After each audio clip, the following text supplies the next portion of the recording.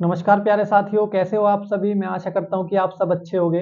आज की इस वीडियो में हम करने वाले हैं इंडियन पॉलिटी के most important previous year question, जो कि पहले एसएससी जीडी के एग्जाम में आ चुके हैं और आगे भी आने की संभावना है। यह हमारी क्लास संख्या 2 है। इससे पहले मैंने आपको एक क्लास करा दी है। अगर आपने वह क्लास नहीं देखी है तो आप इस वीडियो के डिस्क्रिप्शन में जाके उस क्लास के लिंक पे क्लिक करके आप वह क्लास देख सकते हैं। तो आज की यह क्लास स्टार्ट करते हैं। क्वेश्चन नंबर 1, भारतीय संविधान के किस अनुच्छेद में शोषण के विरुद्ध मौलिक अधिकार का प्रावधान किया गया है। आपको चार ऑप्शन दिए हैं। पहला ऑप्शन है आपका अनुच्छेद 29 से 30, दूसरा ऑप्शन है आपका अनुच्छेद 23 से 24, तीसरा ऑप्शन है आपका अनुच्छेद 19 से 22 और चौथा ऑप्शन है आपका अनुच्छेद 14 से 18। तो इस क्वेश्चन का जो हमारा राइट आंसर हो जाएगा, पहला ऑप्शन राइट हो जाएगा अनुच्छेद 23-24। जो हमारा अनुच्छेद 23 और 24 है उनमें दिया गया है शोषण के विरुद्ध अधिकार। इस क्वेश्चन से संबंधित इंपोर्टेंट पॉइंट्स देख लेते हैं। भारतीय संविधान के भाग 3 के अनुच्छेद 23-24 में शोषण के विरुद्ध अधिकार है। जो अनुच्छेद 23 है उसमें स्पष्ट रूप से मानव तस्करी को प्रतिबंधित करता है। जो हमारा अनुच्छेद 23 है वह क्या करता है, मानव तस्करी को पूर्णतः प्रतिबंधित करता है। जो हमारा अनुच्छेद 24 है वह कारखानों में 14 वर्ष से कम उम्र के बच्चों के रोजगार पर प्रतिबंध लगाता है। ठीक है, समझ में आ गया आपको आर्टिकल 23 और 24 क्या है। जो हमारे मौलिक अधिकार है वह भारतीय संविधान के पार्ट कितने में है, 3 में है। आर्टिकल 12 से 35 के बीच इनका वर्णन किया गया है। वर्तमान में कितने हैं हमारे मौलिक अधिकार, कितने हैं, 6 हैं। ठीक है, पहले कितने थे, 7 थे, अब कितने हैं, 6 हैं। आया समझ में आपको ये क्वेश्चन। अगले क्वेश्चन पर चलते हैं। क्वेश्चन नंबर 2, 1985 में किए गए भारतीय संविधान के 52वें संशोधन में क्या सुधार किया गया था। आपको चार ऑप्शन दिए हैं। पहला ऑप्शन है आपका कर में वृद्धि के संबंध में संघ एवं राज्य सूची में संशोधन। दूसरा ऑप्शन है आपका भारतीय गणराज्य में सिक्किम को एक राज्य के रूप में शामिल किया गया। तीसरा ऑप्शन है आपका दल बदल विरोधी कानून को शामिल किया गया और चौथा ऑप्शन है आपका समाजवादी धर्मनिरपेक्ष शब्द संविधान की प्रस्तावना में जोड़े गए। तो इस क्वेश्चन का जो हमारा राइट आंसर हो जाएगा, तीसरा ऑप्शन राइट हो जाएगा, दल बदल विरोधी कानून को शामिल किया गया था। कौन से संविधान संशोधन द्वारा, 52वें संविधान संशोधन द्वारा 1985 में। ठीक है, आया समझ में आपको ये क्वेश्चन। अगले क्वेश्चन पर चलते हैं। क्वेश्चन नंबर 3, भारतीय संविधान में पहला संशोधन किस वर्ष किया गया था। आपको चार ऑप्शन दिए हैं। पहला ऑप्शन है आपका 1948, दूसरा ऑप्शन है आपका 1951, तीसरा ऑप्शन है आपका 1950 और चौथा ऑप्शन है आपका 1947। तो इस क्वेश्चन का जो हमारा राइट आंसर हो जाएगा, दूसरा ऑप्शन राइट हो जाएगा 1951। जो भारत के संविधान में पहला संशोधन हुआ था वो कब हुआ था, 1951 में हुआ था। इस क्वेश्चन से संबंधित इंपोर्टेंट पॉइंट्स देख लेते हैं। प्रथम संविधान संशोधन अधिनियम 1951 ने भारतीय संविधान के मौलिक अधिकारों के प्रावधानों में कई बदलाव किए। इसने अभिव्यक्ति की स्वतंत्रता को प्रतिबंधित करने, जमींदारी उन्मूलन, कानून को वैध बनाने के साधन प्रदान किए और स्पष्ट किया कि समानता का अधिकार समाज के कमजोर वर्गों के लिए विशेष विचार प्रदान करने वाले कानून के अधिनियम को नहीं रोकता है। ठीक है, आया समझ में आपको कि जो पहला संविधान संशोधन हुआ था उसमें क्या क्या किया गया था। ठीक है, अगले क्वेश्चन पर चलते हैं। क्वेश्चन नंबर 4, निम्नलिखित में से किस परिस्थिति में भारत में स्वतंत्रता के मौलिक अधिकार को कम किया जाता है। आपको चार ऑप्शन दिए हैं। पहला ऑप्शन है राज्य का आपातकाल, दूसरा ऑप्शन है आपका महामारी आपातकाल, तीसरा ऑप्शन है आपका राष्ट्रपति आपातकाल और चौथा ऑप्शन है आपका वित्तीय आपातकाल। तो इस क्वेश्चन का जो हमारा राइट आंसर हो जाएगा, तीसरा ऑप्शन राइट हो जाएगा राष्ट्रीय आपातकाल। जब राष्ट्रीय आपातकाल लगता है तो जो हमारे मौलिक अधिकार होते हैं उनको कम किया जाता है या उनको निलंबित किया जाता है, लेकिन आर्टिकल 20 और आर्टिकल 21 को छोड़कर इन दोनों को निलंबित नहीं किया जा सकता। इस क्वेश्चन से संबंधित इंपोर्टेंट पॉइंट्स देख लेते हैं। भारतीय संविधान का अनुच्छेद 352, कौन सा अनुच्छेद, 352 राष्ट्रीय आपातकाल की घोषणा से संबंधित है। इसमें कहा गया है कि राष्ट्रपति राष्ट्रीय आपातकाल की घोषणा कर सकते हैं यदि उन्हें विश्वास हो कि भारत या उसके किसी भाग की सुरक्षा को निम्नलिखित कारण से खतरा है। कौन कौन से कारण हो सकते हैं, युद्ध, बाह्य आक्रमण और सशस्त्र विद्रोह। ठीक है, ये तीन कारण है। अगर लगता है कि युद्ध होने वाला है भारत के अंदर या किसी क्षेत्र में युद्ध हो रहा है तो राष्ट्रपति शासन लग सकता है, या बाह्य आक्रमण होने वाला है तब भी राष्ट्रपति शासन लगता है ना। सशस्त्र विद्रोह होने वाला है तो तब भी राष्ट्रपति आपातकाल लग सकता है। ठीक है, आया समझ में आपको? इसका वर्णन किस में दिया गया है? आर्टिकल 352 में दिया गया है। अगले क्वेश्चन पर चलते हैं। क्वेश्चन नंबर 5, भारत के संविधान में कितनी अनुसूचियां हैं? आपको 4 ऑप्शन दिए हैं। पहला ऑप्शन है 11 है, दूसरा ऑप्शन है 14 है, तीसरा ऑप्शन है 12 है और चौथा ऑप्शन आपका 13 है। तो भारतीय संविधान में कितनी अनुसूचियां हैं? 12 अनुसूचियां। तीसरा ऑप्शन हमारा सही हो जाएगा। इस क्वेश्चन से संबंधित इंपॉर्टेंट पॉइंट्स देख लेते हैं। भारत के मूल संविधान में मूलतः 8 अनुसूचियां थी। पहले कितनी अनुसूचियां थी? 8 अनुसूचियां थी। परंतु वर्तमान में भारतीय संविधान में 12 अनुसूचियां है। वर्तमान में कितनी है? 12 अनुसूचियां हैं। संविधान में 9वीं अनुसूची प्रथम संविधान संशोधन 1951 के द्वारा जोड़ी गई। 10वीं अनुसूची 52वें संविधान संशोधन 1985 के द्वारा जोड़ी गई। 11वीं अनुसूची 73वें संविधान संशोधन 1992 द्वारा जोड़ी गई और 12वीं अनुसूची 74वें संविधान संशोधन 1992 द्वारा जोड़ी गई। ठीक है, यहाँ से भी एग्जाम में क्वेश्चन आ सकता है कि 11वीं अनुसूची किस संविधान संशोधन द्वारा जोड़ी गई थी, है ना? 12वीं किस संविधान संशोधन द्वारा जोड़ी गई थी, तो आपको ये भी याद रखना है। ठीक है, अगले क्वेश्चन पर चलते हैं। क्वेश्चन नंबर 6, केंद्रीय बजट से पहले आर्थिक सर्वेक्षण आमतौर पर डैश पहले प्रस्तुत किया जाता है। आपको 4 ऑप्शन दिए हैं। पहला ऑप्शन है 1 दिन, दूसरा ऑप्शन है 15 दिन, तीसरा ऑप्शन है 7 दिन और चौथा ऑप्शन आपका 2 दिन। तो इस क्वेश्चन का जो हमारा राइट आंसर हो जाएगा, पहला ऑप्शन राइट हो जाएगा, 1 दिन पहले प्रस्तुत की जाती है। ठीक है, आर्थिक सर्वेक्षण रिपोर्ट जो होती है वो 1 दिन पहले प्रस्तुत की जाती है लोकसभा व राज्यसभा में। किसमें? लोकसभा और राज्यसभा। ठीक है, ये आपको ध्यान में रखना है। इस क्वेश्चन से संबंधित इंपॉर्टेंट पॉइंट्स देख लेते हैं। भारतीय आर्थिक सर्वेक्षण भारत सरकार के वित्त मंत्रालय द्वारा प्रकाशित एक वार्षिक रिपोर्ट है। इसमें पिछले वर्ष के आर्थिक विकास की समीक्षा की जाती है, प्रमुख विकास कार्यक्रमों के प्रदर्शन का सारांश प्रस्तुत किया जाता है तथा सरकार की नीतिगत पहलों पर प्रकाश डाला जाता है। मुख्य आर्थिक सलाहकार आमतौर पर आर्थिक सर्वेक्षण प्रस्तुत करते हैं। ठीक है, कहाँ प्रस्तुत करते हैं? लोकसभा और राज्यसभा। कितने दिन पहले? 1 दिन पहले। ठीक है, आया समझ में आपको? अगले क्वेश्चन पर चलते हैं। क्वेश्चन नंबर 7, भारत का संविधान 26 जनवरी 1950 को लागू हुआ था। किस अधिनियम या शासकीय दस्तावेज ने इसे प्रतिस्थापित किया? आपको 4 ऑप्शन दिए हैं। पहला ऑप्शन है आपका भारत सरकार अधिनियम 1858, दूसरा ऑप्शन है आपका भारत सरकार अधिनियम 1935, तीसरा ऑप्शन है आपका भारतीय परिषद अधिनियम 1892 और चौथा ऑप्शन है आपका रेगुलेटिंग एक्ट 1773। तो इस क्वेश्चन का जो हमारा राइट आंसर हो जाएगा, दूसरा ऑप्शन राइट हो जाएगा, भारत सरकार अधिनियम 1935। ठीक है, इस क्वेश्चन से संबंधित इंपॉर्टेंट पॉइंट्स देख लेते हैं। भारत सरकार अधिनियम 1935 ब्रिटिश संसद द्वारा पारित एक ऐतिहासिक कानून था। यह कानून भारत पर शासन करने के लिए एक रूपरेखा प्रदान करता था। इस कानून का मकसद, मतलब इसका उद्देश्य क्या था? भारतीय प्रांतों को आजादी देना और देश में संघीय ढांचा स्थापित करना था।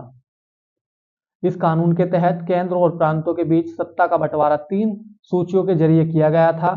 ये सूचियां थी संघीय, प्रांतीय और संवृत्ति।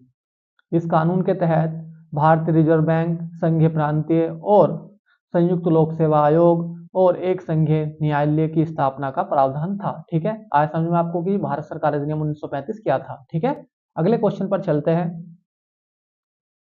क्वेश्चन नंबर 8, संसद के पास भारत के संविधान के प्रावधानों में संशोधन करने की शक्तियां है।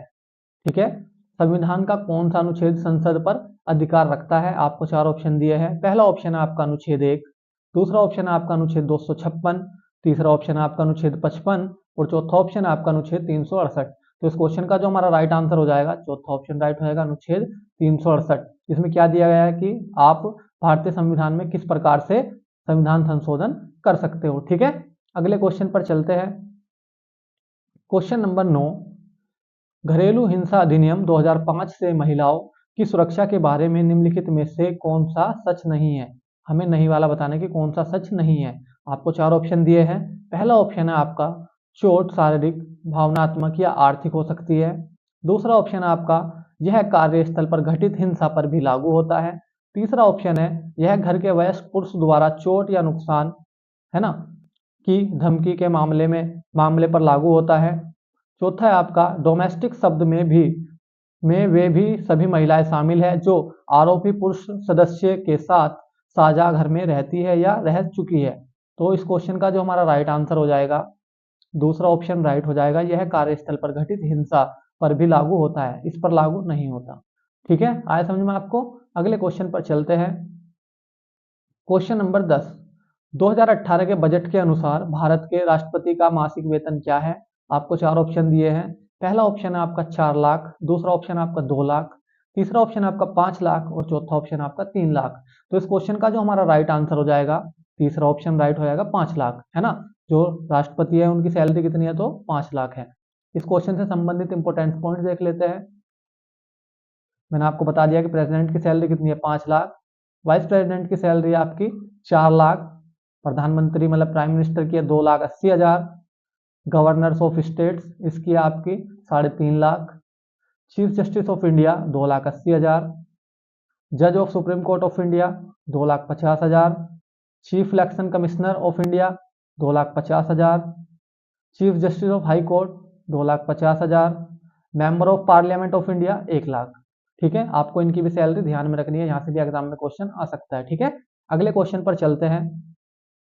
क्वेश्चन नंबर 11 है, 1950 में भारतीय संविधान द्वारा देश को शासित करने वाले मौलिक दस्तावेज के रूप में किस अधिनियम को प्रतिस्थापित किया गया था? आपको चार ऑप्शन दिए हैं। पहला ऑप्शन है आपका विनियमन अधिनियम 1993, दूसरा ऑप्शन है आपका भारत सरकार अधिनियम 1935, तीसरा ऑप्शन है आपका मार्लो मिंटो अधिनियम और चौथा ऑप्शन है आपका भारतीय परिषद अधिनियम 1861। तो इस क्वेश्चन का जो हमारा राइट आंसर हो जाएगा, दूसरा ऑप्शन राइट हो जाएगा, भारत सरकार अधिनियम 1935। ये क्वेश्चन रिपीटेड है, पहले बदल के आया था, इस बार ये इस प्रकार से आया है। इस क्वेश्चन से संबंधित इंपॉर्टेंट पॉइंट्स देख लेते हैं। ये पॉइंट मैंने आपको बता दिया है ना, जो भारत सरकार अधिनियम 1935 के बारे में मैंने आपको पिछले क्वेश्चन में डिटेल में बता दिया था। ठीक है, अब अगले क्वेश्चन पर चलते हैं। क्वेश्चन नंबर 12, संविधान की 8वीं अनुसूची संविधान 92 संशोधन अधिनियम 2003 द्वारा यथा उद्यतन में सूचीबद्ध भाषाओं की संख्या कितनी है? आपको चार ऑप्शन दिए हैं। पहला ऑप्शन है 20, दूसरा ऑप्शन है 18, तीसरा ऑप्शन है 24, चौथा ऑप्शन है आपका 22। तो इस क्वेश्चन का जो हमारा राइट आंसर हो जाएगा, चौथा ऑप्शन राइट हो जाएगा 22। भारतीय संविधान में कितनी भाषाएं हैं? 22 भाषाएं हैं जिनको संविधान द्वारा मान्यता प्राप्त है। इस क्वेश्चन से संबंधित इंपॉर्टेंट पॉइंट्स देख लेते हैं। भारतीय संविधान की 8वीं अनुसूची में 22 भाषाएं शामिल हैं। कौन कौन सी है? असमिया, बंगाली, गुजराती, हिंदी, कन्नड़, कश्मीरी, कोंकणी, मलयालम, मणिपुरी, मराठी, नेपाली, उड़िया, पंजाबी, संस्कृत, सिंधी, तमिल, तेलुगु, उर्दू, बोडो, डोगरी, मैथिली। ये टोटल कितनी भाषा है? 22 भाषा है जिनको भारतीय संविधान द्वारा मान्यता प्राप्त है। ठीक है, अगले क्वेश्चन पर चलते हैं। क्वेश्चन नंबर 13, 2018 तक प्राथमिक सदस्यता के मामले में दुनिया की सबसे बड़ी राजनीतिक पार्टी कौन सी है? आपको चार ऑप्शन दिए हैं। पहला ऑप्शन है आपका ब्रिटेन की कंजर्वेटिव पार्टी, दूसरा ऑप्शन है आपका डेमोक्रेटिक पार्टी ऑफ यूएस, तीसरा ऑप्शन है आपका भारतीय जनता पार्टी और चौथा ऑप्शन है आपका अमेरिका की नेशनल रिपब्लिकन पार्टी। तो इस क्वेश्चन का जो हमारा राइट आंसर हो जाएगा, तीसरा ऑप्शन राइट हो जाएगा, भारतीय जनता पार्टी 2018 तक सबसे बड़ी वर्ल्ड की मतलब सबसे बड़ी पार्टी थी, है ना, राजनीतिक पार्टी। ठीक है, अगले क्वेश्चन पर चलते हैं। क्वेश्चन नंबर 14, जनवरी 2019 तक भारतीय संविधान में अनुच्छेदों की संख्या कितनी है? आपको चार ऑप्शन दिया है। पहला ऑप्शन है आपका 431, दूसरा ऑप्शन है आपका 395, तीसरा ऑप्शन है आपका 402 और चौथा ऑप्शन है आपका 448। तो इस क्वेश्चन का जो हमारा राइट आंसर हो जाएगा, चौथा ऑप्शन राइट हो जाएगा, 448। ठीक है, भाग कितने हैं? 25। ठीक है, इस क्वेश्चन से संबंधित इंपॉर्टेंट पॉइंट्स देख लेते हैं। भारतीय संविधान में फिलहाल 448 अनुच्छेद है। संविधान में 25 भाग है और 12 क्या है? अनुसूचियां है। ठीक है, वर्तमान में, और अब तक 106 बार संशोधन हो चुका है भारतीय संविधान में। संविधान को अपनाने के समय मतलब जब संविधान अपनाया गया था तब 395 अनुच्छेद थे, 8 अनुसूचियां थी और 22 भाग थे। ठीक है, ये भी आपको ध्यान में रखना है। अगले क्वेश्चन पर चलते हैं। क्वेश्चन नंबर 15, उपभोक्ता संरक्षण विधेयक 2018 के पारित होने के साथ किस वर्ष का उपभोक्ता संरक्षण अधिनियम बदल दिया गया? आपको चार ऑप्शन दिए हैं। पहला ऑप्शन आपका 1986, दूसरा ऑप्शन आपका 1991, तीसरा ऑप्शन आपका 1981 और चौथा ऑप्शन आपका 1978। तो इस क्वेश्चन का जो हमारा राइट आंसर हो जाएगा, पहला ऑप्शन राइट हो जाएगा 1986। ठीक है, इस क्वेश्चन से संबंधित इंपॉर्टेंट पॉइंट्स देख लेते हैं। यह विधेयक उपभोक्ता संरक्षण अधिनियम 1986 की जगह लेता है। यह विधेयक उपभोक्ता अधिकारों को लागू करता है। यह विधेयक वस्तु के दोष और सेवाओं में कमी से जुड़ी शिकायतों के निवारण के लिए एक तंत्र प्रदान करता है।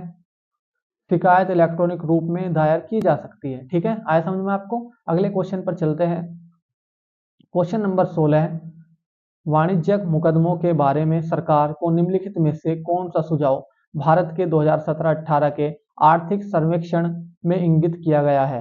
आपको चार ऑप्शन दिए हैं। पहला ऑप्शन है आपका मुकदमों की विचारधाराहीनता कम करनी चाहिए, है ना, विचारधारा अधीनता कम करनी चाहिए। दूसरा ऑप्शन है आपका मुकदमों की संख्या में कोई परिवर्तन नहीं करना चाहिए। तीसरा ऑप्शन है आपका उनके द्वारा दायर किए गए मुकदमों की संख्या की जांच करने के लिए एक समिति नियुक्त करनी चाहिए। चौथा ऑप्शन है आपका मुकदमों की संख्या बढ़नी चाहिए। तो इस क्वेश्चन का जो हमारा राइट आंसर हो जाएगा, पहला ऑप्शन राइट हो जाएगा, मुकदमों की विचाराधीनता कम करनी चाहिए। ठीक है, अगले क्वेश्चन पर चलते हैं। क्वेश्चन नंबर 17, केंद्र सरकार के बजट में वार्षिक वित्तीय विवरण दर्शाता है। आपको चार ऑप्शन दिए हैं। पहला ऑप्शन है आपका भारत सरकार द्वारा अर्जित अनुमानित धन। दूसरा ऑप्शन है आपका विभिन्न राज्यों की अनुमानित प्राप्तियां और व्यय का ब्यूरो। तीसरा ऑप्शन है आपका भारत सरकार की अनुमानित प्राप्तियां और व्यय का ब्यूरो। और चौथा ऑप्शन है आपका जिला परिषद द्वारा खर्च किए गए अनुमानित धन। तो इस क्वेश्चन का जो हमारा राइट आंसर हो जाएगा, तीसरा ऑप्शन राइट हो जाएगा, भारत सरकार की अनुमानित प्राप्तियां और व्यय का ब्यूरो। ठीक है, अगले क्वेश्चन पर चलते हैं। क्वेश्चन नंबर 18, भारतीय संविधान की 8वीं अनुसूची में डैश भाषाएं शामिल हैं। आपको चार ऑप्शन दिए हैं। पहला ऑप्शन है आपका 2, दूसरा ऑप्शन आपका 22, तीसरा ऑप्शन आपका 25 और चौथा ऑप्शन आपका 100। तो इस क्वेश्चन का जो हमारा राइट आंसर हो जाएगा, दूसरा ऑप्शन राइट हो जाएगा 22। ये क्वेश्चन पहले भी आ चुका है, जिसमें मैंने आपको बताया था कि 22 भाषा कौन कौन सी है। ठीक है, इस क्वेश्चन से संबंधित इंपॉर्टेंट पॉइंट देख लेते हैं। ये पॉइंट मैंने आपको पिछले क्वेश्चन में बता दिया था कि 22 भाषाएं हैं। कौन कौन सी है वो 22 भाषाएं? असमिया, बंगाली, गुजराती, हिंदी, कन्नड़, कश्मीरी, कोंकणी, मलयालम, मणिपुरी, मराठी, नेपाली, उड़िया, पंजाबी, संस्कृत, सिंधी, तमिल, तेलुगु, उर्दू, बोडो, डोगरी, मैथिली। ये कितनी है? 22 भाषाएं भारतीय संविधान में, जिनको संविधान द्वारा मान्यता प्राप्त है। ठीक है, अगले क्वेश्चन पर चलते हैं। क्वेश्चन नंबर 19, भारत के केंद्र शासित प्रदेशों का गठन इसलिए किया गया है क्योंकि वे डैश है। आपको चार ऑप्शन दिए। पहला ऑप्शन है आपका राज्य बनाने के लिए उनका जनसंख्या घनत्व बहुत अधिक। दूसरा ऑप्शन राज्य बनाने के लिए बहुत छोटे प्रांत। तीसरा ऑप्शन है आपका राज्य बनाने के लिए बहुत बड़े प्रांत। और तीसरा ऑप्शन है आपका बहुत बड़े प्रांत। तो इस क्वेश्चन का जो हमारा राइट आंसर हो जाएगा, दूसरा ऑप्शन राइट हो जाएगा, राज्य बनाने के लिए बहुत छोटे प्रांत है, इसलिए क्या बनाए जाते हैं? केंद्र शासित प्रदेश बनाए जाते हैं। ठीक है, अगले क्वेश्चन पर चलते हैं। क्वेश्चन नंबर 20, जो कि हमारा इस वीडियो का लास्ट क्वेश्चन है। क्वेश्चन नंबर 20 है हमारा, भारत में वित्त आयोग का गठन संविधान के अनुच्छेद 280 के तहत डैश द्वारा किया जाता है। आपको चार ऑप्शन दिए हैं। पहला ऑप्शन आपका राष्ट्रपति, दूसरा ऑप्शन आपका उच्चतम न्यायालय, तीसरा ऑप्शन आपका प्रधानमंत्री और चौथा ऑप्शन आपका संसद। तो इस क्वेश्चन का जो हमारा राइट आंसर हो जाएगा, पहला ऑप्शन राइट हो जाएगा, राष्ट्रपति। जो वित्त आयोग होता है उसका गठन कौन करता है? राष्ट्रपति करता है, आर्टिकल 280 के तहत। ठीक है, आया समझ में आपको? मैं आशा करता हूँ कि आपको ये 20 के 20 क्वेश्चन अच्छे से समझ में आए होंगे और मेरी वीडियो अच्छी लगी होगी। अगर आपको ये 20 के 20 क्वेश्चन अच्छे से समझ में आए हैं और मेरी वीडियो अच्छी लगी है, तो आप मेरी वीडियो को लाइक कर सकते हैं और हमारे चैनल को सब्सक्राइब कर सकते हैं, जिससे कि आपको नई वीडियो का नोटिफिकेशन तुरंत मिल सके। आज के लिए इतना ही, मिलते हैं अगली क्लास में। धन्यवाद।